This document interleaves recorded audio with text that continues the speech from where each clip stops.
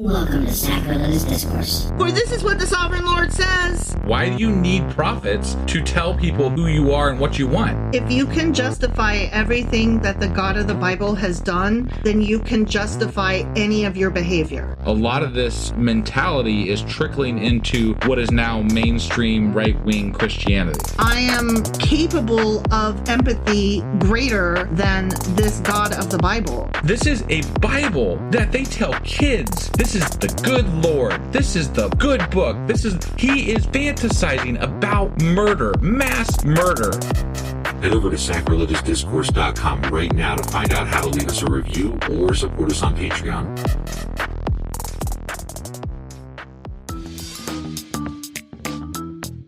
Hey there, sinners and saints. It's your favorite Bible-bashing duo from Sacrilegious Discourse, and we need your help. That's right, folks. We're raising funds for some heavenly equipment and a studio that doesn't sound like it's in the depths of hell. Our current setup, let's just say it's more apocalypse than audiophile. So if you want to hear us dissect the Bible without the background noise of demonic squirrels, chip in a few bucks. We're aiming for $5,000 to upgrade our audio and build a studio worthy of blasphemous banter.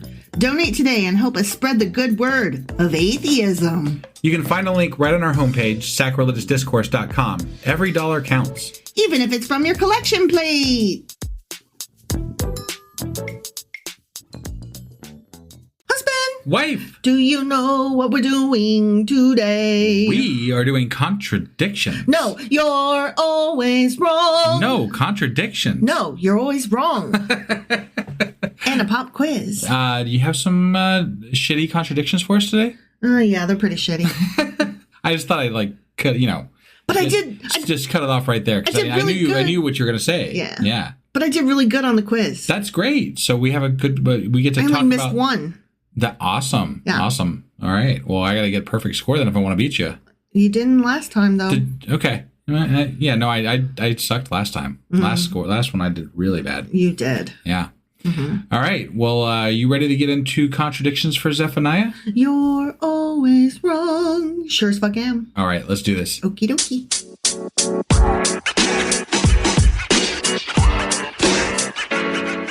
All right. I am going to ask you some questions, and you are going to answer them. I am. Okay? You're going to get it wrong. And right. And wrong. But also right. But you're always wrong, so that's the important part. Okay, I have two questions. Just two? Just two. Wow. Yeah. Okay. Yeah. It was a short book. And we're at the end, and we've done it all before. Right. But there were literally only two questions. Oh, there's literally only two? Yeah. Okay. Yeah. All right. Well, I mean, this whole book was about, God killing people. So there's only so many things that God was doing, and it was mostly killing people. Right. So. Or threatening to kill. Threatening to kill or killing. Or talking about whatever. Just lots of, death and thought. Mm-hmm. Yeah. All right, so number one, we've talked about this before, so feel free to whichever way you want to go. I'm sure I've answered all these differently throughout different books. No, I think you pretty much stay with the standard of, I'm going to answer this the way I know it to be. I've changed it up a couple of times. I know I have, because I've been like, well, we'll go a different route this time. Okay. We'll try a different way. See if I can get it right this time. That's so funny, because you can't. Right. That's the whole premise. I know, but I try anyway. All right, ready? I'm ready. Number one, does the Bible condemn astrology? Yes or no? Oh, just yes or no. Yes or no. So playing along at home, does the Bible condemn astrology? This is not a pop quiz. Oh, that's right. I forgot. This is the contradictions. Yeah. I'm going to go with yes. Okay. So you're right. Because it would seem like they should. Because, astrology is not God. Yeah. The Bible does indeed condemn astrology. In Zephaniah, what we just read, it says, I will cut off them that worship the host of heaven. Okay. The heavenly bodies in the sky. Sure. Right. But it goes back as far as in Leviticus, neither shall ye use enchantment nor observe times. Okay. And then in Deuteronomy, there shall not be found among you any that useth divination or an observer of times, for all that do these things are an abomination unto the Lord.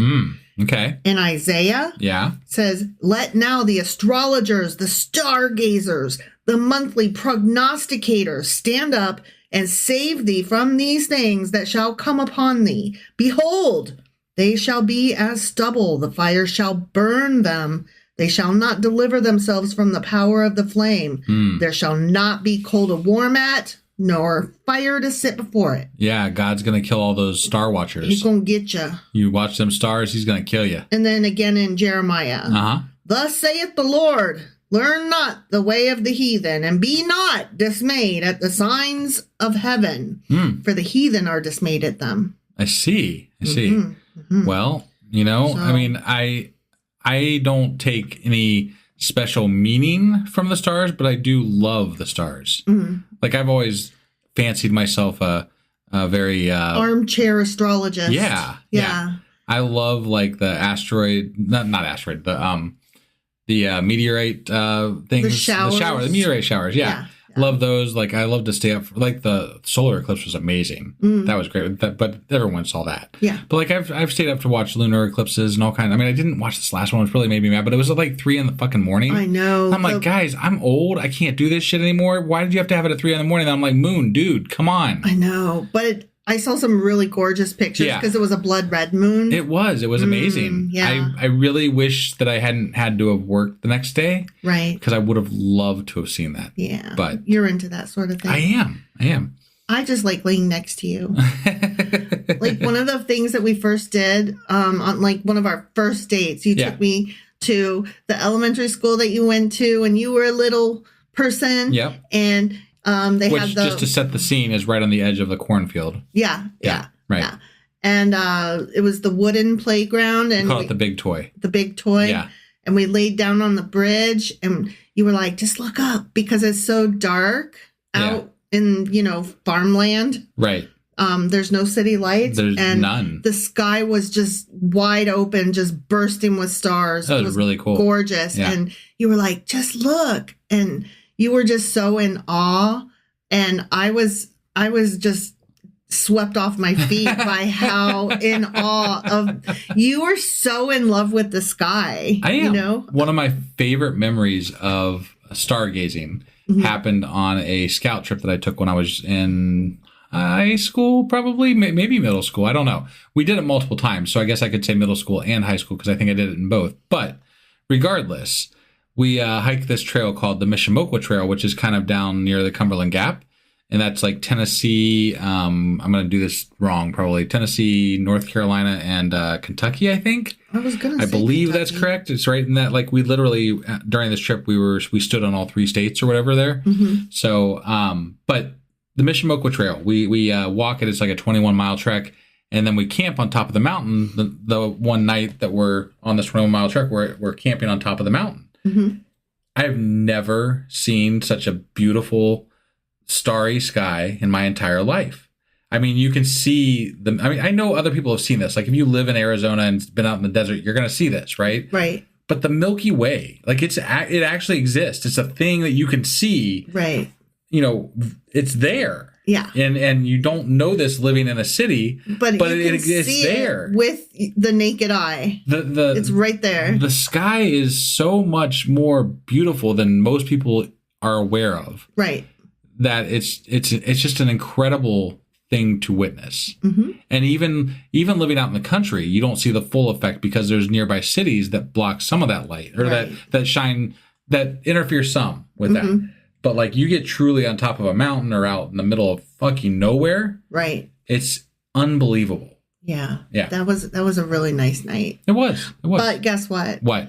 You're always wrong. Fuck that. Because apparently the Bible does not condemn astrology right from the beginning in Genesis. Oh, okay. Yeah. And God said, let there be lights in the firmament of the heaven to divide the day from the night, and let them be for signs and for seasons and for days and for years. Interesting.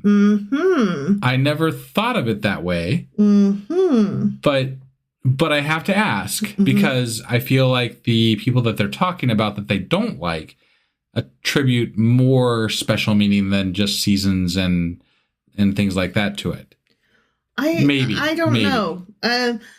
I'm sure that Christian apologists would be like, yeah, but they weren't talking about measuring time. They were talking about worshiping the sun. Except for that it literally said like measuring time and watching events and things. I'm saying in agreement with you. Right. That what they would be saying is, yeah, God doesn't mind you measuring time. Right. God does mind you worshiping the sun. But what I'm saying is that literally in one of the things you read, it was like against measuring time. Like one of the quotes that you said. From Deuteronomy. Yeah. Using divination and observing times. Or in Leviticus, neither shall ye use enchantments nor observe times. Right. Yeah, you're right. So it literally speaks against exactly, like this is a literal contradiction. Yeah. Even though they're going to try to say, no, he didn't mean that. But it literally says that it contradicts itself. Don't even directly look at it to see when summer ends, man.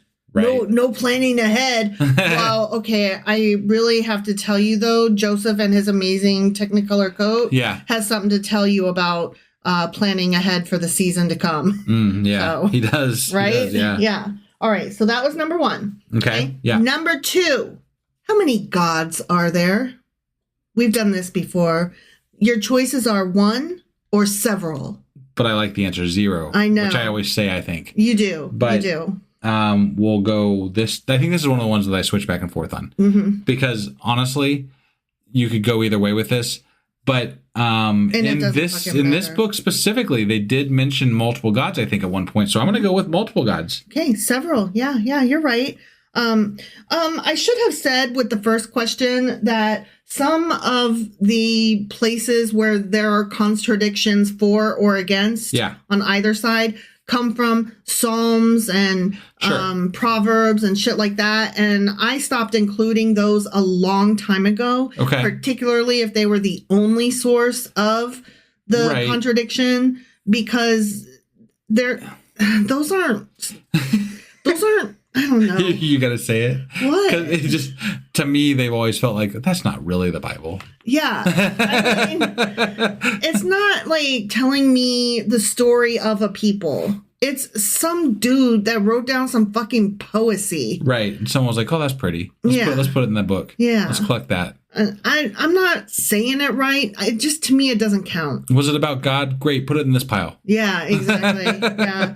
So my point being that there were probably more places that it contradicted that I did not include. No, yeah. And that goes for this one as well. Right. But you were right. There are several gods starting as early as in Genesis. And God said, let us make man in our image. Mm-hmm. Although, apologists would be like, it's the royal we. Right. And I'm like, okay, you go ahead and think that. Right. And then in Exodus, it says, and against all the gods of Egypt, I will execute judgment. Right. And how do you get out of that one? Right. And then further in Exodus, it says, who is like unto thee, O Lord, among all the gods? Right. And then I think that they would argue in today's society and today's culture that when they're referring to these other gods, they're actually referring to idols, and it's probably just a misunderstanding from, different translations, which then they're like, but no, it's all God's word. But then if it's different translations,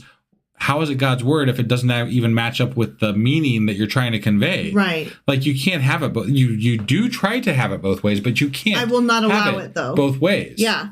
Either this is God's word and we take it as is, in which case he's saying there's multiple gods, fuck off. Right. Or there are multiple translations and we all got it wrong, in which case Christianity can now go away and fuck itself. Right. So one or the other. Yeah. Yeah. I do want to say real quick too, but you're not online, so you don't see it as much, but we get accused oftentimes of being unfair to the Bible by reading it literally. Are you serious? I'm serious. What? Yes. We are unfair to the Bible by reading it literally. But here's the thing, right? And this no, hold on. Okay, we do read it literally, right? Uh-huh. Because how else are we supposed to read it from a first take? But right? I've also been told that it is to be taken literally. Yes. By several people who are hardcore Christians, like my own parents. Yes. So the dangerous Christians, generally speaking, are the ones that are reading it literally. Yeah. Right? The ones that are trying to change the laws of our country. Yeah. To make them be the winners. Even though they still haven't actually read it, they are still the ones that are essentially reading it literally. Yes. Right? So that's part of the impetus as to why we read the book literally. But we do, I have to give us a little bit of credit here because we do go back and deep dive and we give apologist views. We try to take things fairly at some level. Obviously, we have our own slant. Obviously. Everybody's got their own fucking slant. Duh. But we do try to be fair in the when we go back and recover the book, or the chapters or whatever. Yeah. We try to be a little bit fair. Like when we didn't understand the foreign clothes. Right. And how many times have we talked about symbolism? How many times have we talked about what these things could mean or do, people think they mean or whatever? We talk about that shit all the time. But we also read it literally because that's the danger of this book. Right, exactly. I just had to say that because it's something that got brought up to me recently online and it pissed me off. And I'm like, I can't cater to every individual out there who has a different idea of what God is. And honestly, dude, that's part of the fucking problem. Yeah, the fact that you all have a different idea of what this God is, and I can't keep track of which one of y'all are fighting about, is part of the fucking problem. So we picked the most dangerous one, which is we take this very literally. Because it's literally, it's actually affecting our country and its laws and how we are allowed to operate as people. And, fuck this shit. Yeah.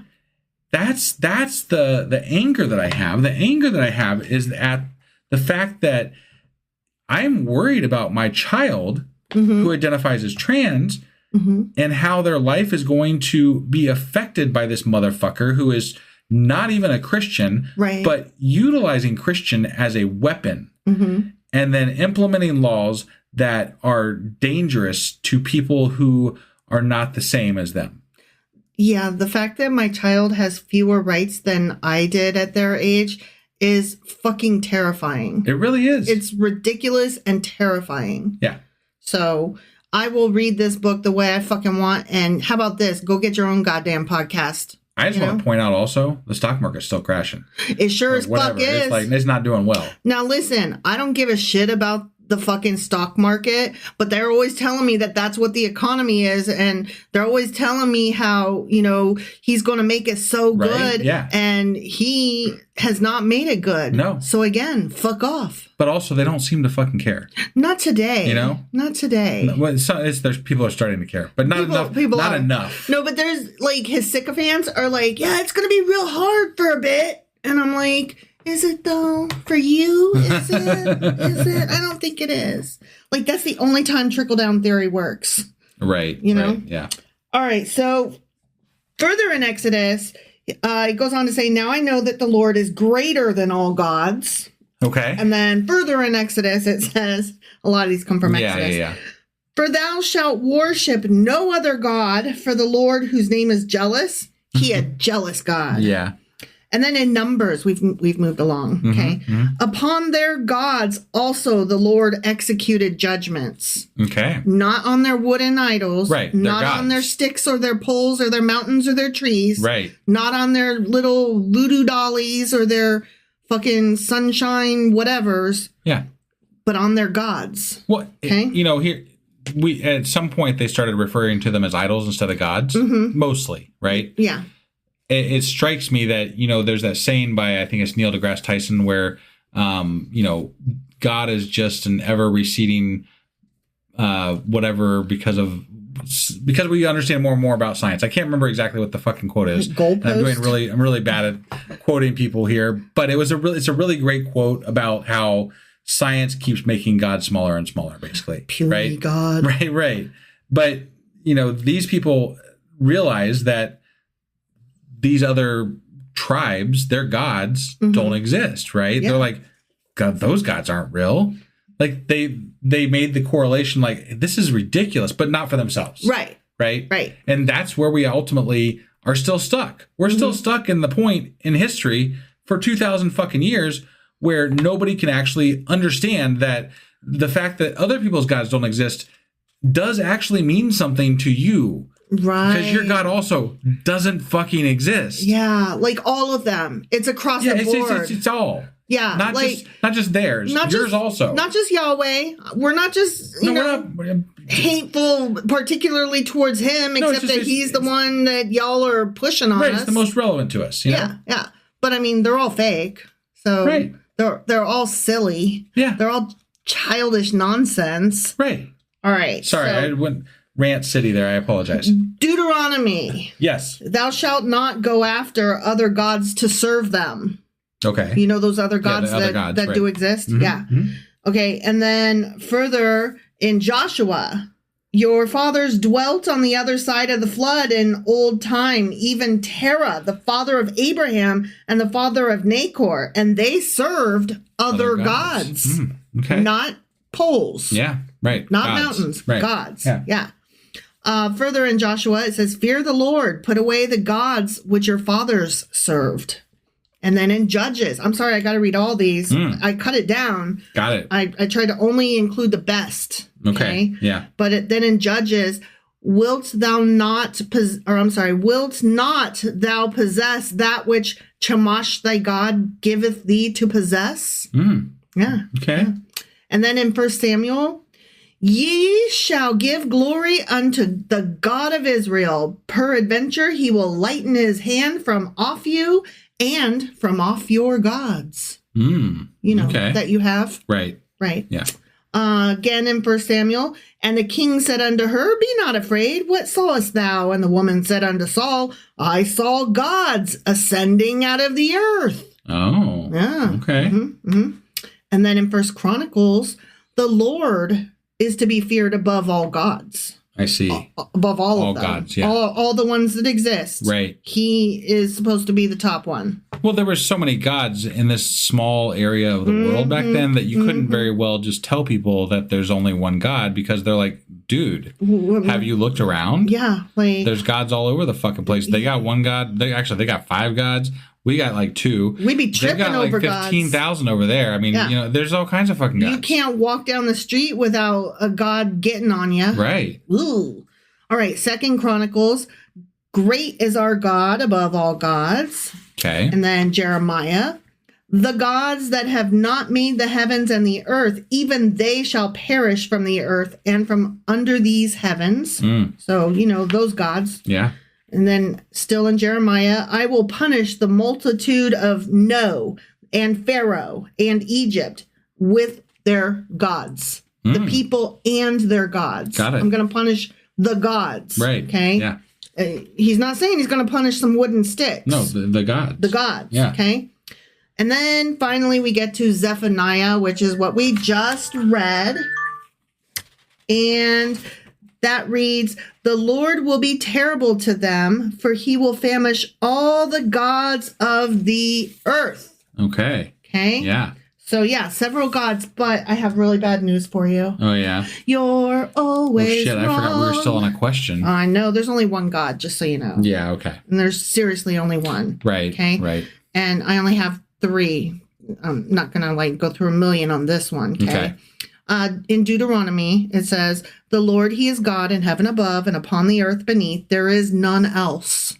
Got it. Okay? Yeah. There's only one. Just the one. Right. Okay? In 1 Kings, it says, the Lord, he is the God. The Lord, he is the God. I find it odd that just in the mere fact of how strongly they have to emphasize the fact that this guy is the one and only true God type thing, it's kind of like doth protest too much, Right, yeah. You obviously are threatened by other gods, or you wouldn't be promoting this so heavily. He's either the best of all the gods and totally on top of them, or he's the only one that exists totally for reals. Right. So it was like some propagandist, like in some thousands of years ago, was like, hey, we need to stop mentioning other gods and just say that he is the only God. Right. Because it doesn't sound as good when you mention the other gods. Right, because what do you think of when you think of God? You think of the other gods. Is powerful. Right, and yeah. So if there's other ones, then that doesn't make him the best. He's not very special, is he? Right, yeah. And then in Isaiah, I am he, before me there was no God formed, neither shall there be after me. See, I'm the only one. That's what he says. They missed the middle part, though. I'm Maybe all the other gods were formed after he was formed, and they won't be around until after him. But there are other gods. Could still mean there's other gods there. Vaguely. It leaves a little gray area there with if you read it just so. Just so. Yeah. It's one of those before, after logic problems. You know what I mean? Yeah. I'm not good at those. Yeah, there's a guy in a car with all the doors locked and the windows up. How did he get shot? There's no hole in the window. He shot himself, right? No. There's no gun in there in the car. There's no, but all the. Hold on, he's in the car. He's in the car. All the windows are rolled up, and the doors are locked. And he was shot, and there's no gun in the car. Okay. How was he shot? With a gun. But how? There's no entry. There's no entry hole into the car. He was shot before he got in the car. No. Okay, hold on. He wasn't shot before. Was he shot through the trunk? Nope, he wasn't shot through the trunk. Okay, hang on. I can do this. Hold on.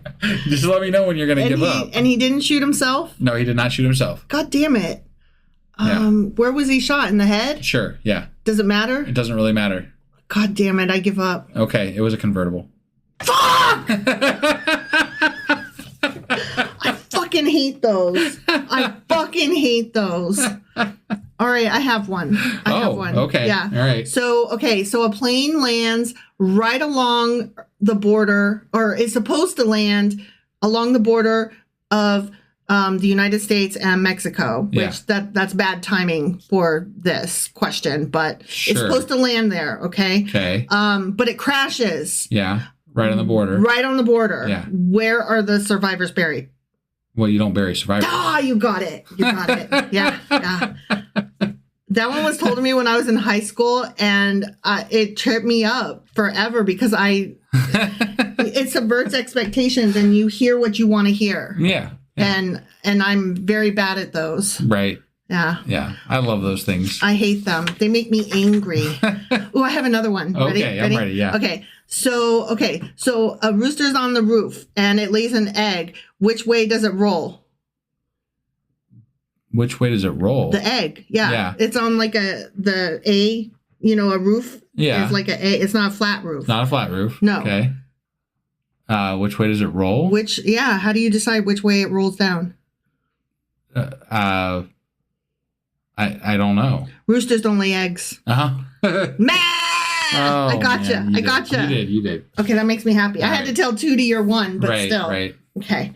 All right. Now we are moving on to our pop quiz. Okay. I don't have a jingle for it, so I just kind of... Right. I feel like you usurped another podcast jingle there. I did. It was the Patreon. I called you out on it. It was the Patreon one. Oh, okay. Yeah. Right. So, sorry, Patreon. I stole it from you. Well, I don't have one. Pop quiz. Pop quiz. Pop quiz. No, you're going to have to work on that. Yeah, I don't know. I was just making noise. Yeah. All right, ready? I'm ready. Number 1. And keep in mind, I only missed one of these. I'm keeping that in mind. All right. What is the primary theme of the book of Zephaniah? Death. Jesus Christ. Sorry. Can I read? Yeah, please. Okay. You have 4 choices on all of these. All right. Go ahead. Okay, the primary theme of the book of Zephaniah. Yes. Okay. A, God's covenant with Abraham. B, the rebuilding of Jerusalem. C, the coming day of the Lord and divine judgment. D, the importance of temple sacrifices. Okay. I'm going to read it again. Yeah, all right. For those playing at home. Number 1, what is the primary theme of the book of Zephaniah? Is it God's covenant with Abraham, the rebuilding of Jerusalem, the coming day of the Lord and divine judgment, or the importance of temple sacrifices? It is C, the coming day of the Lord. That is correct. Yeah. Okay. You just won $0. All right. Woohoo! Okay. Number 2. Okay. Zephaniah prophesied during the reign of which king of Judah? Okay. Do I even need to name them? Yes, please. Okay. Manasseh, Hezekiah, Joachim, or Josiah. And I will read it again for the kids playing at home. Okay. Number 2. Zephaniah prophesied during the reign of which king of Judah? A. Manasseh. B. Hezekiah. C. Joachim. Or D. Josiah. Obviously, because I remember you saying it was Manasseh. False. Oh my so God. It's Josiah. Yeah. Damn. How do you not remember that? Well, I remember you saying Manasseh. And so I just automatically went there. Yeah, but so it was because you said Manasseh the weird way that I got thrown off. Okay, well, here's what happened. Josiah was descended from Manasseh, who he was one of the quote unquote bad kings. I honestly thought it was Josiah. It's Josiah. But then I remembered you saying when you said Manasseh the way you say Manasseh. Mm-hmm. I remembered that you said that during the podcast, and I was like, oh. I know you definitely said Manasseh, so that must be who it was. I did say it, but I fucked up. I messed up. Wrong. I messed up on that one. I cannot believe. I got that one wrong. I can still tie. Ugh, I can still tie. You could. Yeah. All right. Number 3. Yeah. Oh, I just laid this down. Were you looking at the answers? I was not. Okay, good. Don't be a cheater. Nobody likes a cheater. I'm not cheating. All right. Number 3. According to Zephaniah, why was God bringing judgment upon Judah? A. They had abandoned temple worship. B. They were worshiping false gods and living corruptly.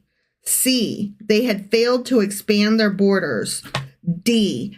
They had become wealthy and complacent. All right, I'm going to read it again for our friends playing at home. Okay. Number 3. According to Zephaniah, why was God bringing judgment upon Judah? They had abandoned temple worship. They were worshiping false gods and living corruptly. They had failed to expand their borders, or they had become wealthy and complacent. I'm actually torn on this one. I believe in this chapter or this book, it was the wealthy and complacent. Actually, so close. So was the idols. Yeah, no, It wasn't the idols either. Really? Oh, no, yeah. They were worshiping false gods and living corruptly was the correct answer. Okay. All right. Sorry. It didn't say idols, so. I think the living, the money thing, I think that was maybe him talking about Nineveh or something like that. Yeah. But there was somebody he was talking about living that way, so. No, totally. There was some, but that was not Judah. Got it. Yeah. Okay. All right, number 4. Yeah. Which foreign nations does Zephaniah say will also be judged by God? All right. I'm going to read 4 different sets of 4. All right. Okay. A is Moab, Ammon, Philistia, Cush, and Assyria. B is Egypt, Assyria, Babylon, and Edom. C is Greece, Rome, Persia, and Tyre. And D is Syria, Phoenicia, Arabia, and Lydia. All right, number 4. Which foreign nations does Zephaniah say will also be judged by God? A. Moab, Ammon, Philistia, Cush, and Assyria. B. Egypt, Assyria, Babylon, and Edom. C. Greece, Rome, Persia, and Tyre. Or D, Syria, Phoenicia, Arabia, and Lydia. A. Correct. That was Moab and whatever. Moab and Ammon. Yeah. Yeah, were the ones that we just discussed being descended from Lot and his incestuous daughters. Yeah. All right, number 5. What city does Zephaniah single out as being complacent, saying, I am, and there is no one besides me? I think I know this one. All right, here's your choices. Right. Babylon, Samaria, Nineveh, or Jerusalem. So I'll read it again. What city does Zephaniah single out as being complacent, saying, I am, and there is no one besides me? Is it Babylon, Samaria, Nineveh, or Jerusalem? Nineveh. Correct. Yeah. Yeah. See, that's the one I think I got wrong. Oh, okay. All right. I could be wrong. I don't remember Making now. up some ground here. I'm not going to win, but No. But I might not be as bad as I could be. Well, I only got one wrong and you got two wrong. I know, so. but I need to keep it there. Okay, yeah. Don't get any more wrong. Right, yeah. Okay. And it's still like an 80%, so. Right. Yeah. Number 6. In Zephaniah chapter 3, what does God promise to do for the people after his judgment? A, give them victory in battle. B, restore a faithful remnant. C, appoint a new king from the line of David. Or D, send a prophet greater than Moses.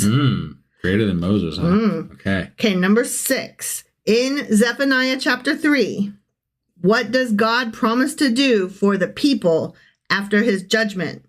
Is it give them victory in battle, restore a faithful remnant, appoint a new king from the line of David, or send a prophet greater than Moses? B, restore a faithful remnant. Very good. Yeah. You got it. All right, number 7. Okay. What is one major sin Zephaniah accuses the leaders of Judah of committing? A, withholding wages from workers. B, ignoring the poor while living in luxury. C, adopting foreign customs and gods. Or D, offering human sacrifices. And I'll read it again. Okay. What is one major sin Zephaniah accuses the leaders of Judah of committing?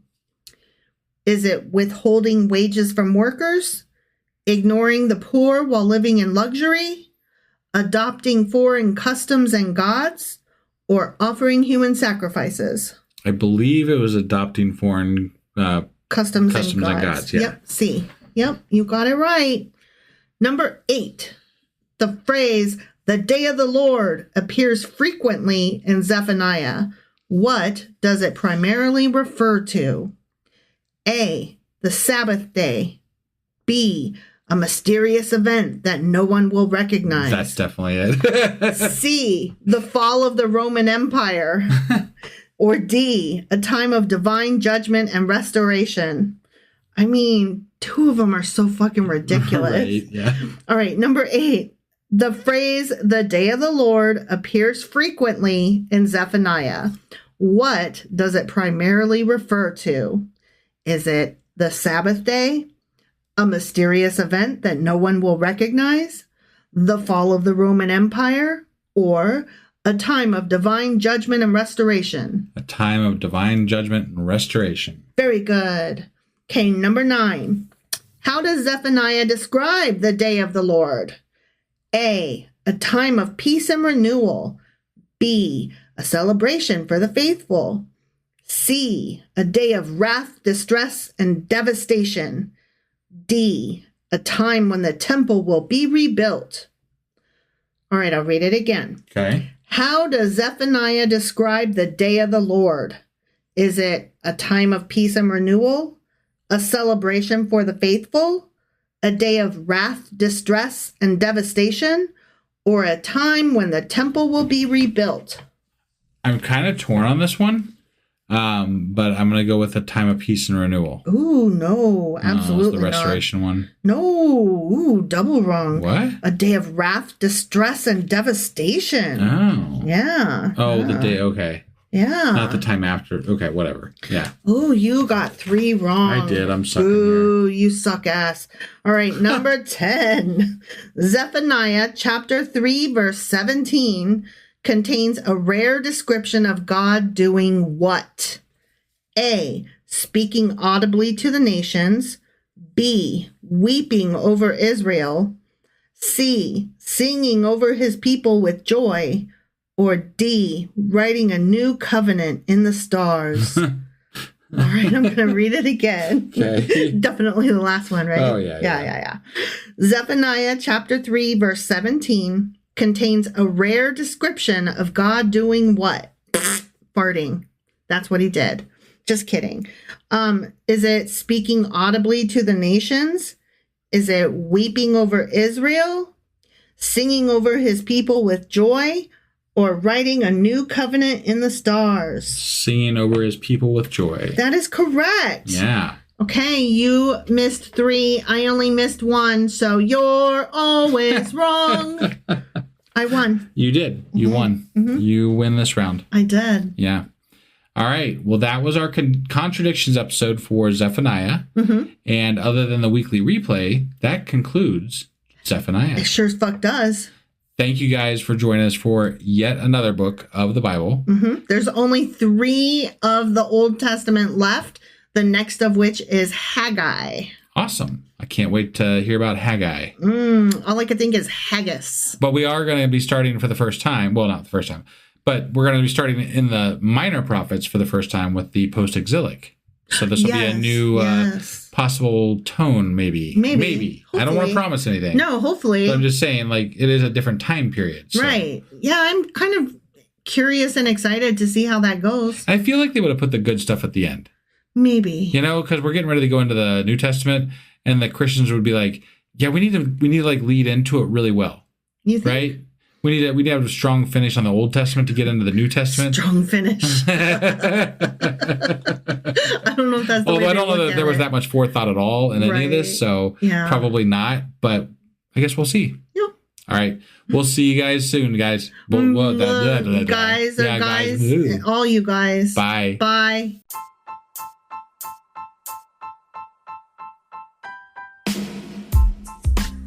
Hey, wife, I guess that's the end? But husband, that's just sad. It doesn't have to be. We are on lots of social media platforms like Twitter. Our handle there is sacrilegious_D. For D's nuts. Oh my God. Stop doing that. Anyway, we're also on Facebook, Instagram, and Pinterest. There's a link to all of our social media sites at our website. Ooh, we have a website? Yeah, it's sacrilegiousdiscourse.com, where you can also find a link to our merch shop. We have a merch shop? Yep, we have podcast-themed clothing, mugs, notebooks, and more, as well as an atheist and science-themed products. Wow, our fans should really go check that out right now. Definitely. They can get in touch with us by sending an email to sacrilegiousdiscourse@gmail.com. But before they do that, we could really use some help. Oh yeah? With what? Well, it's not free running the podcast, and we need some financial support in order to get better equipment, which will free up time so we can concentrate on our podcast and our fans. Okay, so what should they do? Head over to patreon.com/sacrilegious discourse and sign up as a contributor on our podcast. Supporters there receive additional bi-weekly episodes that we record just for our Patreon members for as little as $2 a month. Also, we'd really appreciate it if you would like and subscribe on whatever platform you're using. And Apple Podcast reviews help us out tremendously. Like and subscribe, leave an Apple review, join us on Twitter, support us on Patreon. That's a lot of instructions. Don't forget to say thanks. Thanks. Okay, bye.